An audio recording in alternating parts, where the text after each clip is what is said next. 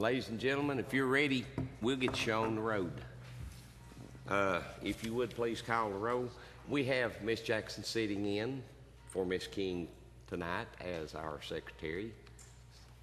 Ed Mitchell. Here. Phyllis Crisp. Here. Gary Farmer. Here. Mike Lewis. Here. James Barone. David Merle. Ron French. No, it's funny. She doesn't look like Linda. That was a hear from him. I'm here, though. Don't worry me out. Bill Dunlap. Tanya Birchfield. Holden Lell. Here. We do have a quorum. Anyone wish to speak to items on the agenda? Seeing no hands, stand for a motion to approve the minutes of July 16, 2013. Mr. French, second from Ms. Crisp. Any alterations? All in favor signify by saying aye. Aye. Opposed say nay. Now, discussion and action regarding policy issue on medical dental premiums regarding county employees who are married. Both spouses work for the county. I'm going to recognize Mr. Stallions on this and let him open the discussion, and then if we have questions from the members, we will go from there. Is that okay with you guys? Mr. Stallions?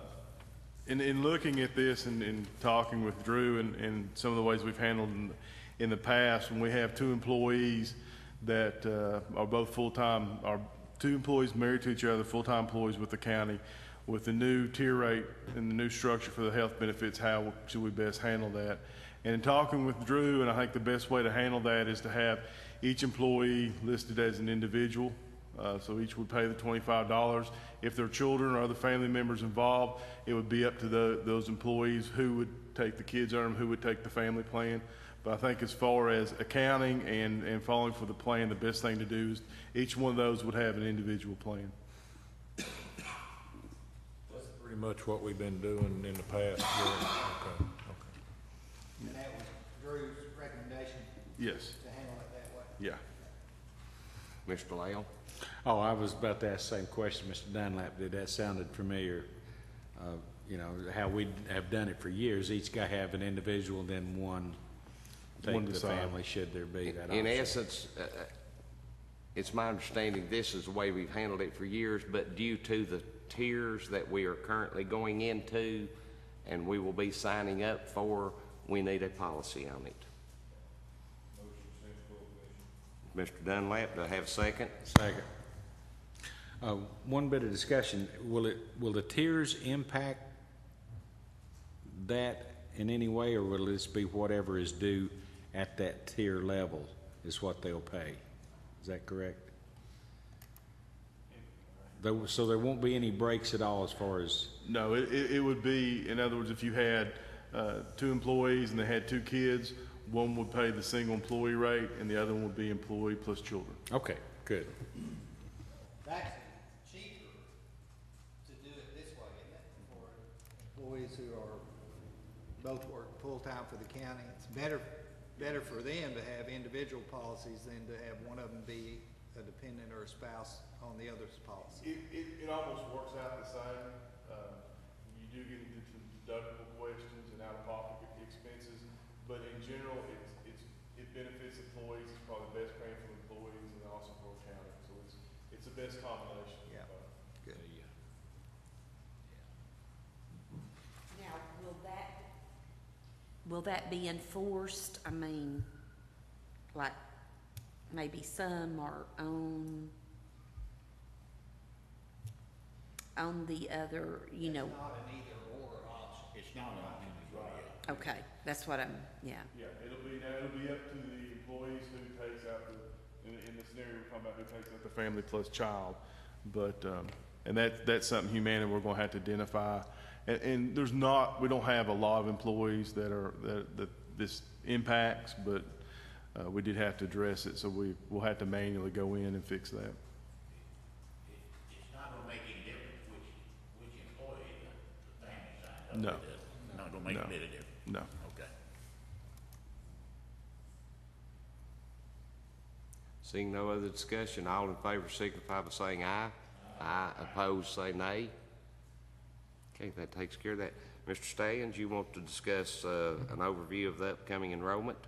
I do. We've been in quite a few meetings and, discussed open enrollment coming up and what we were going to do. Trinity's been involved, and of course, my staff has been involved, and I think we've got a good plan. It's going to be a little different than what we've done in years past. We're not going to have enrollers that come out and meet with employees one-on-one.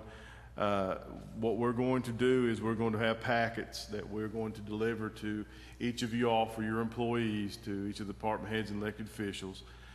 These packets will contain, it will have a verification of benefits, which will be a sheet of paper for each employee that tells them what benefits they have right now and what deductions are being taken out of their check. And then they'll have a spousal surcharge form in there that will be the questionnaire for the spousal surcharge that y'all have voted on. And then they'll have an enrollment change form in there as well. So if they decide they want to do any changes to their benefits, they'll have to fill that form in.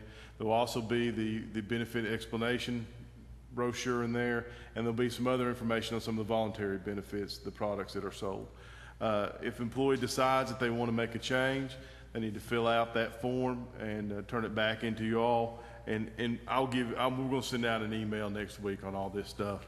But that will be, we ask that by the 30th, that's the deadline for them to return it back to their supervisor if they're going to make a change, and then we'd like to pick those up on the 4th. If they do not want to make a change, they don't have to do anything except on the flex spending. We had some confusion with this last year. The flex spending account has to be renewed every year.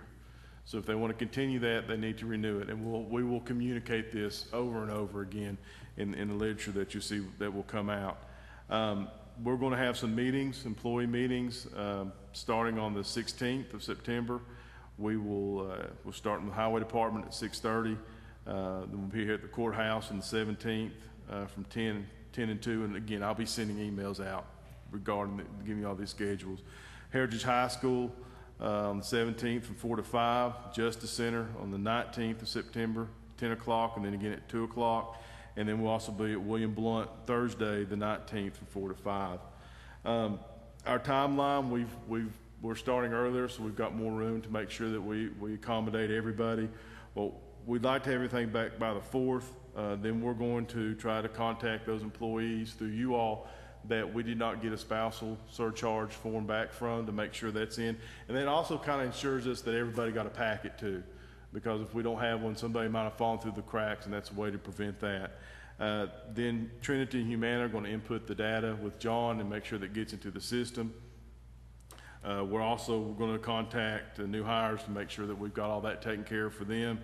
And then we're going to send out, by November 15th, we hope to send out another COB or VOB, verification of benefits, to people who made changes, to say these are the changes, are you okay with these changes?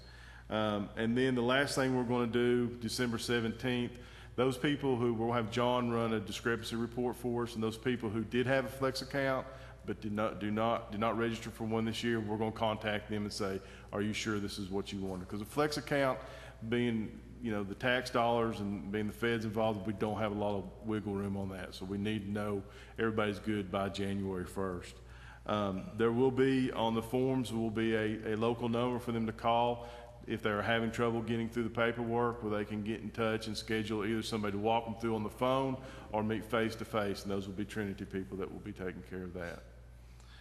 I think this is completely different than what we did before, but given the time frame, as much time as we have, I think we can make sure that we take care of our employees and make sure that nobody falls through the crack. We're talking about 2,000 plus employees, and I think we've come up with a pretty good plan here. You say back by the 4th, you're talking 4th of November, October? The 4th is when we like everything back. We're going 4th of? The 4th of October Okay. is when we want stuff back. Okay. It starts, officially it will start September 16th is when we'll do open enrollment. That's when we start our meetings.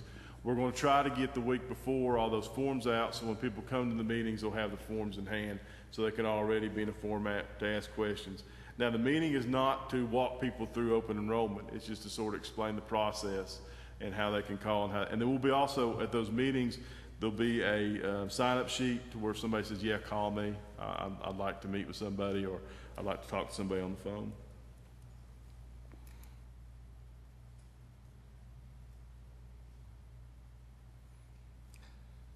Anything else?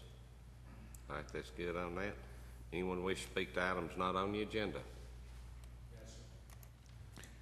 I was at the East Tennessee Medical Building today getting some work done there, but picked up this flyer. September 9th is when they're starting their flu shots. Is that available there to county employees, or is that a separate program?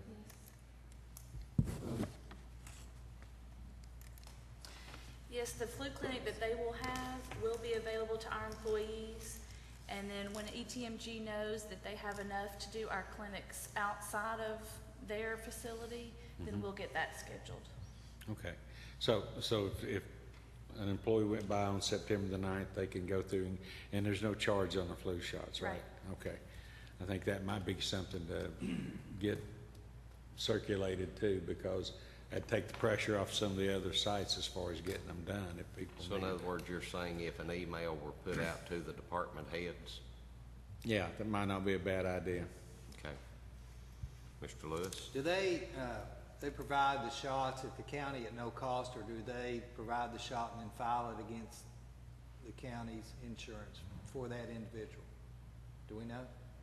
Part of the contract, isn't Is it part of the contract? It's in the contract, or has been in the past, yeah. it? We can check that and make sure. I believe flu shots are part of the contract with the clinic. Okay. It is too, though. If they get it at their physician, I think it's. Right. I've got one other thing. Hit your button. I've got one other thing. We were notified today about the clinic, just for a point of information for y'all. They are changing their hours. They're actually expanding their hours. Currently, they open Monday through Friday at 9. They're going to open at 7. And Saturday and Sunday, they're going to open at 8 instead of 9. So just some extended hours there they asked for us to pass on to the committee. 9 p.m. and 6 p.m. 9 p.m. Monday through Friday, 6 p.m. on Saturday and Sunday. Saturday, Sunday was what time? Yeah, 8. 8 to 6. right. They're going to open an hour earlier on Saturday and Sunday, and it looks like 2 hours earlier on Monday through Friday. That's good. Yeah. Over there today is part-time clinic stuff, that just going through the process. You can see a whole difference in how they're operating over there now. Everything was much more efficient, and I was waiting there and I had no appointment or anything else. I just needed to check with my doctor about getting something done. And those people were jumping all over themselves, making sure that nobody waited, making sure that, I was very impressed at the way they handled it and took care of the situation, very rapidly. But the irony of the thing was there was some guy standing there, and obviously he didn't feel good or anything, and he just come out of the doctor's office. He's, golly, this takes such a long time. Well, you're always going to hear that, I think, because nobody goes over there unless they're feeling bad or something. So, but I would like to make that as part of the report, that they actually, I felt like the whole process was a lot more efficient today. And I'm sure that passed along to everybody. What? All right, ladies and gentlemen, everybody good? The next regular scheduled meeting will be November. How often do you meet? Every 3 months? Uh-huh. December? I don't know.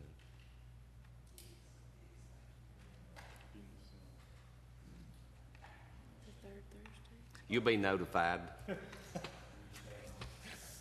If there's nothing further, stand for motion to adjourn. I'll make a motion to adjourn. We all adjourn. Have a great day, guys. Thank you.